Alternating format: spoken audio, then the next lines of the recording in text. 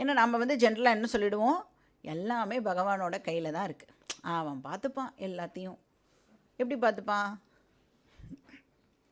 எல்லாமே அவன் பார்த்துப்பான் அப்படின்னு சொன்னால் ஆக்சுவலாக இதெல்லாம் எஸ்கேபிசம், சோம்பேறித்தனத்துக்கு வழிவகுக்கிறது அது எல்லாமே. அப்போ இந்த ஃபேட்டலிசம் இருக்குல்ல, அதை வந்து நாம் அக்செப்ட் பண்ணுறது இல்லை. வேதாந்தம் ஃபேட்டலிசமை அக்செப்ட் பண்ணுறது இல்லை. ஃபேட்டை அக்செப்ட் பண்ணுறோம், விதி பிராரப்தம் அப்படிங்கிறத அக்செப்ட் பண்ணுறோம். ஆனால் கூடவே எதுவும் இருக்கணும், ஃப்ரீவில்லையும் நாம் யூஸ் பண்ணணும்.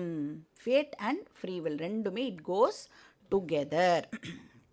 எல்லாமே விதிப்படி நடக்கும் அப்படிங்கிறதை நாம் ஒத்துக்கிறது இல்லை. ஸோ யதாத்மானஹா அப்படின்னா நான் தான் வந்து இனிஷியேட்டிவ் எடுக்கணும். அப்போ நெசசரி குவாலிஃபிகேஷனை அக்வயர் பண்ணணும். அந்த நாலேஜை அடையிறதுக்கும் நான் என் சைட்லேருந்து பிரயத்தனப்படணும்.